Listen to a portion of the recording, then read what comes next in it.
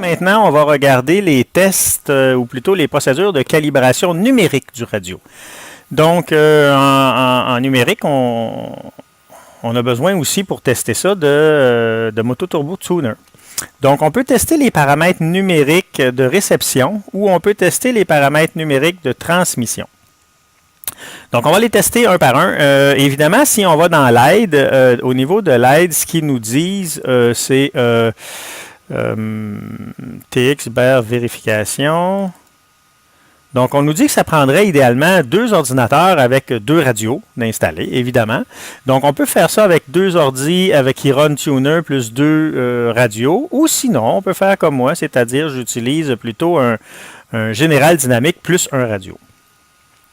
Donc, le logiciel me dit pour faire le test de TX au niveau du bit error rate de me mettre à 403.025 avec le test pattern 0.153.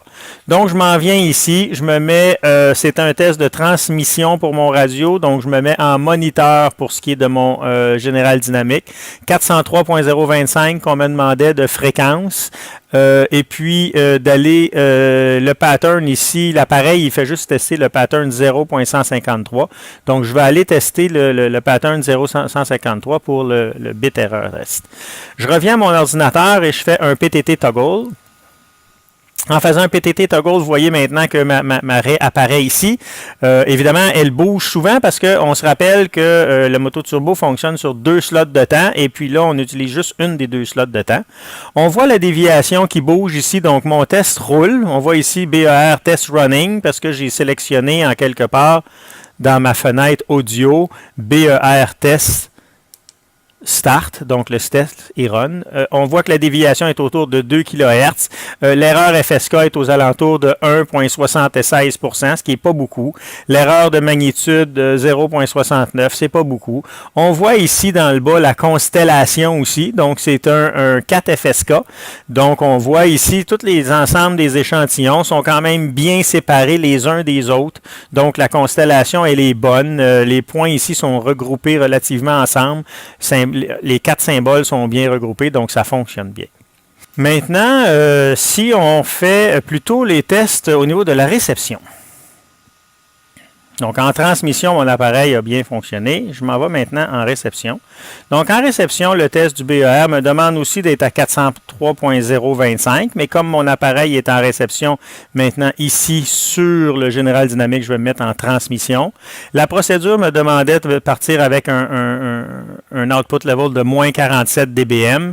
Et puis, je peux aller dans ma zone audio et puis choisir le test pattern que je veux faire. Moi, je vais mettre un test.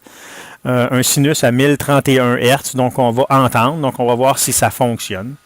Je m'en viens sur mon logiciel, je choisis le test à 1031 Hz, je lui dis que je veux émettre en continu, et puis des échantillons, je ne sais pas, je vais m'en mettre 128 là, pour en avoir suffisamment pour être capable de démarrer mon test. Donc, je fais un start sur mon test.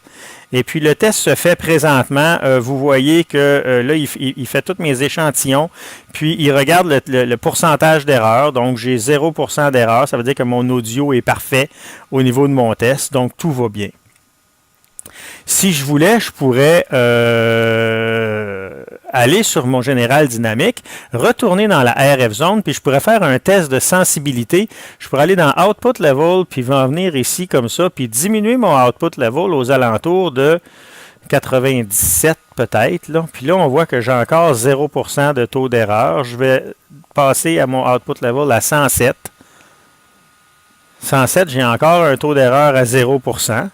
Puis là, je vais être obligé de recommencer mon test parce qu'il est rendu au bout de mon échantillonnage de 128. Donc, je fais un start encore. Là, on va recommencer, puis vous allez voir, le pourcentage est à 0. Puis je vais diminuer là, j'ai diminué assez drastiquement. Là, j'ai diminué à moins 117 et on voit que j'ai 2% à peu près de bits d'erreur. Je vais aller à 118. Ce que je recherche en réalité, c'est 5% d'erreur. Quand je vais être à 5% d'erreur, ça va donc dire que c'est ma sensibilité à 5% de BER, qui équivaut à l'équivalent de 20 dB SINAD de tantôt. Là. Donc, moins 120, là, peut-être. Là. Vous voyez, j'ai mon 5% d'erreur. Donc, ma sensibilité SINAD va être à moins 119 point quelque chose à 5% de taux d'erreur. Donc, voici pour ce qui est des tests numériques. Donc, le radio fonctionne bien au niveau de ces tests numériques.